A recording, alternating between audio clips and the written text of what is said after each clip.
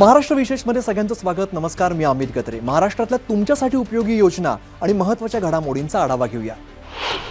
सध्याची आंतरराष्ट्रीय परिस्थिती पाहता उत्पादन आणि लॉजिस्टिक्स क्षेत्रामध्ये मोठ्या संधी आहेत। मात्र लॉजिस्टिक्स क्षेत्रावरील वाढता खर्च हे उत्पादन क्षेत्रापुढील मोठं आव्हान असून जागतिक पुरवठा साखळीचा प्रभावी भाग बनण्यासाठी स्पर्धात्मक होणं गरजेचं आहे, असं प्रतिपादन मुख्यमंत्री देवेंद्र फडणवीस यांनी केलं। गोंडखैर या ठिकाणी 600 कोटी रुपयांच्या गुंतवणुकीतून उभारण्यात आलेला अत्याधुनिक गोदाम लॉजिस्टिक्स पार्क याच्या उद्घाटन प्रसंगी ते बोलत होते। यावेळेला केंद्रीय मंत्री नितीन गडकरी यांनी स्पष्ट केलं की मालवाहतुकीमध्ये इलेक्ट्रिक वाहनांचा वापर वाढल्यास इंधन बचतीसह लॉजिस्टिक्सचा खर्च कमी होईल। 105 एकरांवरील या प्रकल्पामुळे सुमारे 15,000 रोजगार निर्माण होणार असून हे पार्क नागपूरच्या आर्थिक विकासाला नवी गती देईल। मुख्यमंत्री देवेंद्र फडणवीस यांच्या उपस्थितीत सह्याद्री अतिथीगृह या ठिकाणी राज्य शासन आणि अग्रेको इंडिया कंपनी दरम्यान महत्त्वपूर्ण सामंजस्य करार करण्यात आला। या करारामुळे पुणे जिल्ह्यातील फुलगाव या ठिकाणी 400 कोटी रुपयांच्या गुंतवणुकीतून अत्याधुनिक जागतिक अभियांत्रिकी आणि उत्पादन केंद्र उभारलं जाईल। या प्रकल्पामुळे पुढील 10 वर्षात सुमारे 1000 थेट रोजगार निर्माण होणार आहे। ऊर्जा आणि तापमान नियंत्रण क्षेत्रात कार्यरत असलेल्या अग्रेकोचे हे स्कॉटलंड बाहेरील सर्वात मोठं केंद्र असेल। दावोस इथल्या जागतिक आर्थिक परिषदेमध्ये झालेल्या करारानुसार राज्यातील औद्योगिक आणि शाश्वत प्रकल्पांना गती देण्यासाठी जमीन वाटप आणि प्रशासकीय परवानग्या पुढील 3 महिन्यात पूर्ण करण्याचे निर्देश मुख्यमंत्री देवेंद्र फडणवीस यांनी दिले। प्रकल्पांच्या वेळेत अंमलबजावणीसाठी 10 प्रमुख अधिकाऱ्यांना प्रत्येकी 10 प्रकल्पांची जबाबदारी दिली जाणार आहे। चर्नी रोड परिसरातील महाराष्ट्र राज्य जवाहर बालभवनच्या नूतनीकृत इमारतीचं लोकार्पण मुख्यमंत्री देवेंद्र फडणवीस यांच्या हस्ते करण्यात आलं। या प्रसंगी बालभवन परिसरात अत्याधुनिक मुक्त विज्ञान उद्यान उभारण्याची घोषणा मुख्यमंत्र्यांनी केली आहे। या सुसज्ज इमारतीत एकाच वेळेला 500 विद्यार्थ्यांना खेळ, संगीत, नृत्य, चित्रकला आणि मूर्तिकलेचं प्रशिक्षण घेता येणार आहे, ज्याचा फायदा वर्षाला सुमारे 1 लाख मुलांना घेता येईल।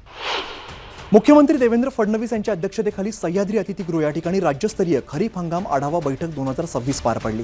यंदाचा हंगाम एल निनो, बदलता हवामान आणि जागतिक खत परिस्थितीमुळे आव्हानात्मक राहण्याची शक्यता आहे। त्यामुळे अत्याधुनिक तंत्रज्ञानाचा वापर करत हा हंगाम यशस्वी करण्याचं आवाहन मुख्यमंत्र्यांनी केलं। मुख्यमंत्री देवेंद्र फडणवीस यांनी उपमुख्यमंत्री एकनाथ शिंदे आणि उपमुख्यमंत्री सुनेत्रा अजित पवार यांच्या समवेत सह्याद्री अतिथीगृह या ठिकाणी कृषी विभागाच्या विविध नाविन्यपूर्व उपक्रमांचं लोकार्पण केलं। यामध्ये महाविस्तार 2.0, DCS डिजिटल पीक सर्वेक्षण ॲप, वसुधा AI सेवा, PCBDC प्रणाली, क्रॉप सॅप 2.0 आणि महाट्रेस या महत्त्वाकांक्षी उपक्रमांचा समावेश आहे। यातील DCS मोबाईल ॲपमुळे अचूक पीक नोंदणी, GIS आधारित प्रत्यक्ष नोंदणी आणि दुर्गम भागांसाठी ऑफलाईन सुविधा उपलब्ध होणार आहे।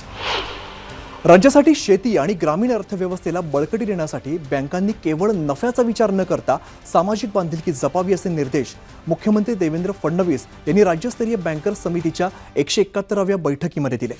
राज्यामध्ये कर्ज वाटप वाढत असलं तरी सुद्धा कर्ज खात्यांची संख्या 61 लाखांवरून 43 लाखांवरती येणं चिंताजनक असल्याचं त्यांनी नमूद केलंय। मुंबईतील जगप्रसिद्ध श्री सिद्धिविनायक मंदिर परिसराच्या सुशोभीकरणाच्या पहिल्या टप्प्यातील कामांचं भूमिपूजन मुख्यमंत्री देवेंद्र फडणवीस यांच्या हस्ते करण्यात आलं। या प्रकल्पामुळे मंदिर परिसराला एक नवं आणि देखणं रूप मिळणार आहे आणि देशविदेशातून येणाऱ्या लाखो भाविकांना अधिक चांगल्या पायाभूत सुविधा आणि प्रसन्न वातावरण मिळेल असा विश्वास मुख्यमंत्र्यांनी व्यक्त केला। या सुशोभीकरणामुळे भाविकांना कमी वेळेमध्ये आणि सुलभतेने बाप्पाचं दर्शन घेता येणार आहे।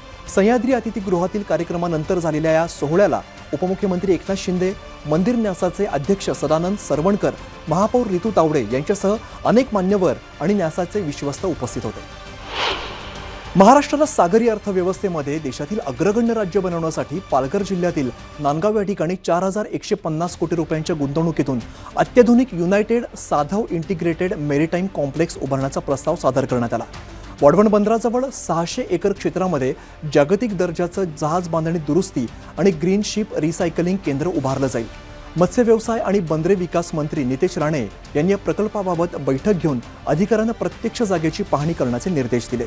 या 500 दशलक्ष डॉलर्सच्या मेगा प्रकल्पामुळे मोठ्या प्रमाणावरती रोजगार निर्मिती होणार असून महाराष्ट्राला जागतिक मेरीटाईम हब बनवण्याच्या दृष्टीने एक महत्त्वपूर्ण पाऊल ठरेल।